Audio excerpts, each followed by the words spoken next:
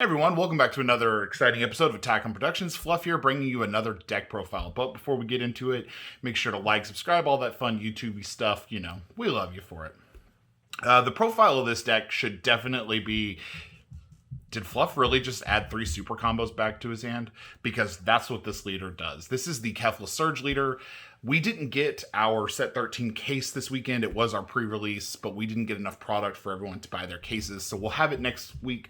Hopefully we'll be able to bring you all some set 13 stuff. But in the meantime, we're going to look at a fun blue-yellow Kefla Surge deck. So looking at the Kefla Surge leader, activate main, you choose a blue or yellow Universe 6 with an energy cost of 2 or less in your hand and play it. And then when you're ready to Surge Awaken, you place a blue and a yellow card underneath the leader, draw 4 cards, flip it over. On the back side, we have activate main as long as your life is 4 or less. You can remove one of the cards under the leader and activate one of the 2 of these effects. So you can either draw 1 card, choose one of your opponent's battle cards, place it at the bottom of the owner's deck, or you can, at the beginning of your opponent's next main phase, choose up to 3 multicolor cards in your drop area and add them to your hand. So this is incredibly important for recovering late game. Sometimes we'll activate the Surge ability just to draw 4 cards, even if we're not quite at 4 life, because the leader can have problems drawing sometimes, and I do run a couple cards to kind of mitigate through that.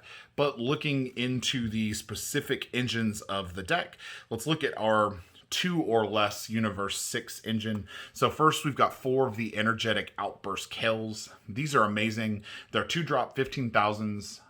Auto on attack. Beginning of your opponent's next main phase, you get to restand 1 of your blue energy. Absolutely perfect. Lets you tap out with this card on field and lets you apply pressure. And the other one that we run is the Metal Volley Magetta. So this is a 2-drop 10,000 when you play, draw a card. So this is the solution to us not having the draw on the Surge, is we have the Metal Volley Magetta. So we do run a couple other cards in the deck that do draw for us. These are the only 2 Universe 6 targets that we run throughout the entirety of the deck. So it's just the Magetta, just the Kell. We don't run the combo Khalifas, we don't run the combo Kells, we don't run the Chomp of Autos, we don't run any of the hits or Kabas. So just these 2. But that's really all you need. Secondly, the another 2-drop that we run, it is a multicolor deck, so we are going to run 4 of Goku Black Unforeseen Darkness. I understand these guys can be kind of hard to get, but they're definitely worth it. Tapping 2 energy to, at the end of the turn, draw 2, discard 1, restand 1 of your energy. So hopefully on turn 1, maybe you've played a Kale, or on turn 2 you played a Kale with the leader, and you've got 2 energy. You tap the 2 energy for Goku Black, you swing Kale, you swing Goku Black. At the end of the turn, you draw 2, discard 1, restand your energy with Goku Black. Then beginning of your opponent's turn, you restand 1 energy with Kale, meaning you still have 2 open energy to defend yourself or use defensively. These are amazing. I played them every game that I played, and they're always really, really good. Next, because we do have some draw issues in the deck, I do run 3 Draw Apes. These are perfect for discarding on Goku Black. They're perfect for using on your Awaken for the leader. Just place them under. It represents your yellow card for that. Pay 2 energy, draw 2 cards. Like I said, if we've played a Goku Black that turn and we have a Kale, or we have 2 Kales on the field and we swing 2, we're just going to get to restand those 2 energy at the beginning of the opponent's next turn. So we're not really worried about the cost of spending 2 energy. Plus we have other ways to restand energy as well. So we're not really worried about spending the 2 energy to draw 2 cards. This kind of supplements and makes up for what the leader doesn't do on her own. Then we do play 4 of the Grade 8 Bardocks. The deck doesn't have what I would consider to be a dedicated finisher in the deck. It doesn't run like a big secret rare that's going to put like triple strike pressure.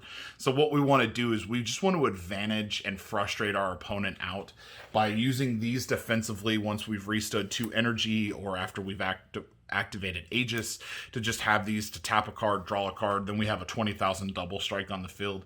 If the opponent counterplays them, it's just 1 card out of the way. You're resilient enough that one of these getting counterplayed won't make that much of a difference because of how freely we can manipulate our energy. So we do run 4 of these because I think you want to see them more often than not. And then for our super combos, we're kind of getting into the blue-yellow package here.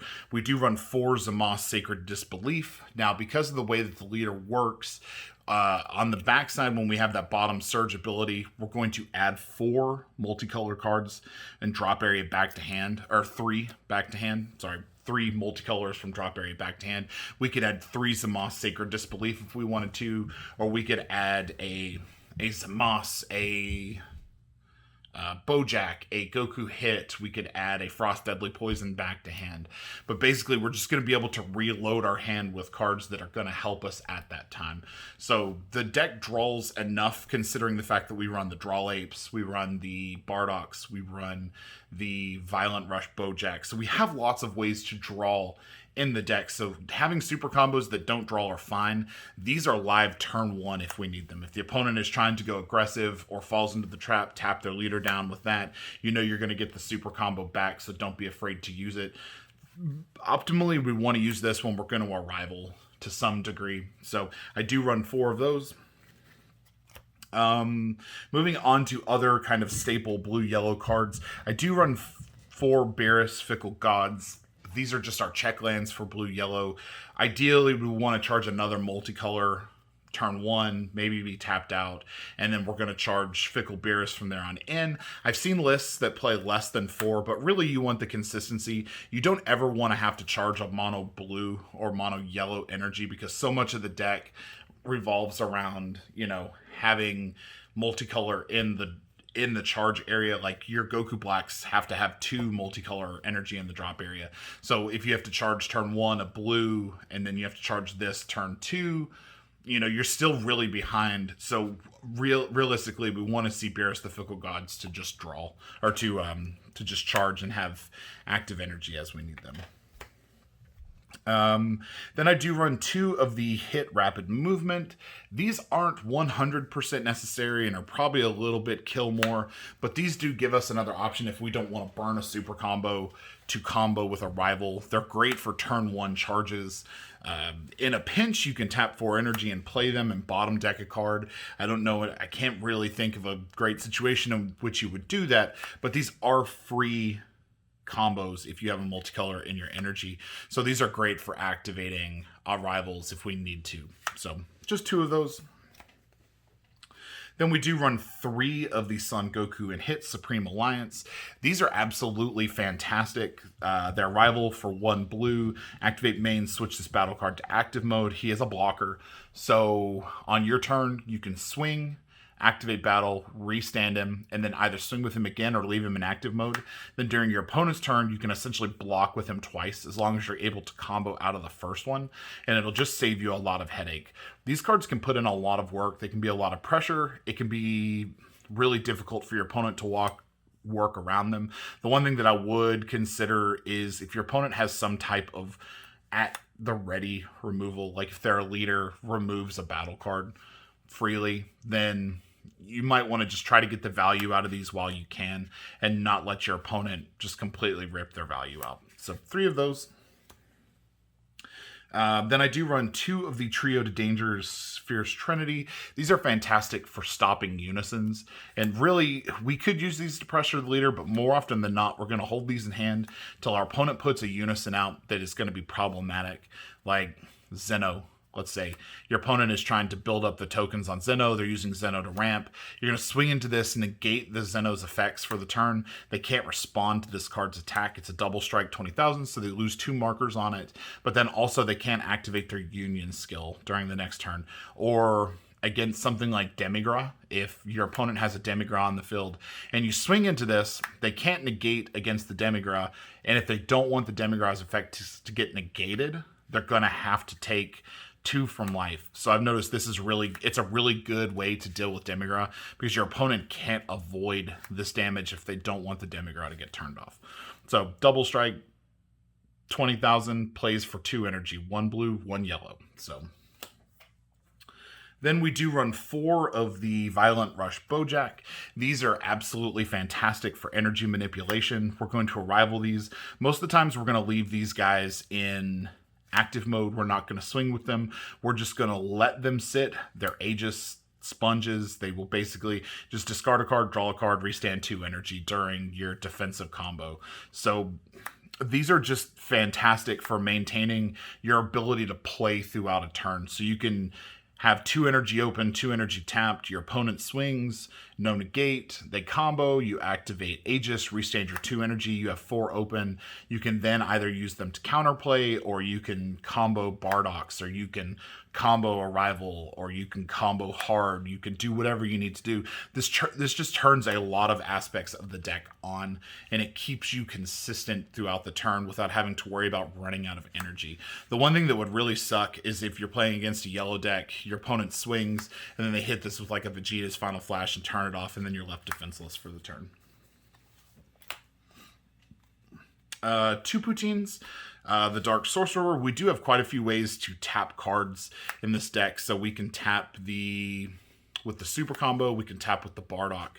If we tap, we put Poutine out. Poutine is just a barrier that whenever your opponent plays a battle card with a skill or activates a counter, if you can tap one of their battle cards. This provides a lot of pressure, and again, certain games can just be a win condition in and of itself because your opponent can't play through this tap, or the way that they play their cards is always by skill, and you can just tap them. Like against Baby, and they counter, and they play like their servant Gohans. You just put it in rest mode, and then they don't get that attack. They can't restand it. They have to just bottom deck it to get their draw, and they lose out on that pressure while the Poutine's on the field. And Poutine can be sticky. It can be really hard to remove a barrier card in a lot of different games. So 2 of those. Then I do run 1 SS4 Bardock. Fighting against Fate. This is just for that surprise when we need that last little bit of pressure. We've hopefully outvalued our opponent, and we've kind of just played them through, worn them down. We'll free play this. It's a 25,000 dual attack. I don't run Champas, so this is just going to be 1 damage, 2 damage if we're able to get it through. You don't always want to play this. You don't want to play this prematurely. You're really going to want to play this when it matters. When your opponent's tapped out, they have a low hand. If they sparking, they're only going to be at 1 life type of thing. So, you'll just use this to kind of clean up the game. That's it for the battle cards. Then we're going to move on to extra cards because we do run blue. We are going to play 4 Dimension Magics. These are just defense, energy, restand. I run 2 Sensubin. I almost considered not playing Sensubin in this list entirely. And then I just got to realizing there's probably a lot of scenarios where you might want 1 extra energy to extend plays, or to be able to activate a rival, or to be able to bump your leader's defenses or something like that. Like, Sensubin in this deck is not as important as it is in other blue decks, but is still an absolutely fantastic, viable, valid choice. And I would just rather have them the 1 or 2 times throughout the game that I might need them than not have them at all and just have to play the game without them. So those are kind of the staple blue stuff. Then, because it is multicolor and you can pick this card up off your leader, I run 1 Frost Deadly Poison. This is a fantastic counterplay that is going to choose one of the battle card being played is played in rest mode. Its skills are negated, and then you get to draw 1 card. Then if your life is 3 or less, you get to choose 1 of your blue or yellow energy and switch it back to active mode. So it's effectively a 2-cost Cold Bloodlust that also draws you a card and negates and rest modes the card being played. And you can also add it back from your leader. So if you use it and then activate your leader's backside effect, you can add Frost Deadly Poison back to your hand. You draw quite a bit. I saw this every game that I played. I didn't play it every game because it's not always relevant, but it is always nice to have in the back wings. Like, this is a great way for dealing with Fu Shrouded in Mystery. Your opponent gives up a ton of resources to play that card, and this just says, nah, not today. And then your opponent is basically without the ability to burst their negates. They're tapped out usually because of it. So this is fantastic. Add a 1 of. Then I run 2 Vegeta's Final Flash. Initially, when I built the deck, I wasn't running these. So when you see the match later, I did not have these included in the deck. But I actually ended up losing 1 match this last weekend because I did not have a way to negate a card's skill to take it with my Secret Rare Heroine's Lineage.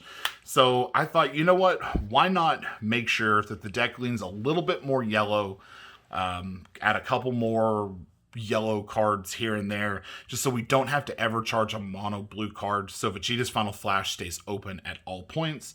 If your opponent has something really good, the card that kind of gave me the problem in question was the Murray Chim from Draftbox 5.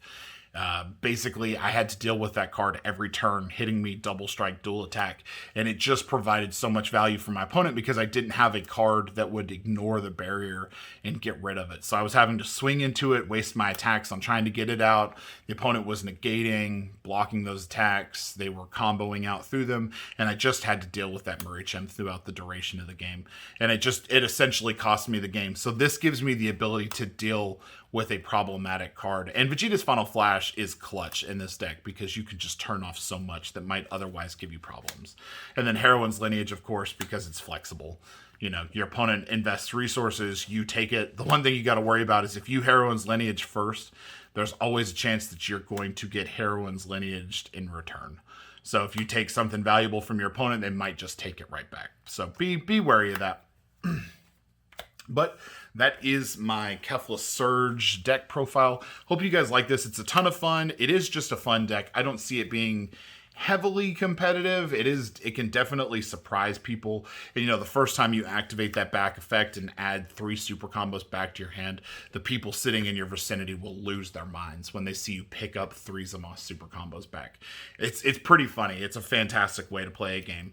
But I hope you guys enjoyed it. If you did, let me know in the comments below. If there's something specific you guys want to see, let us know. It's been absolutely my pleasure.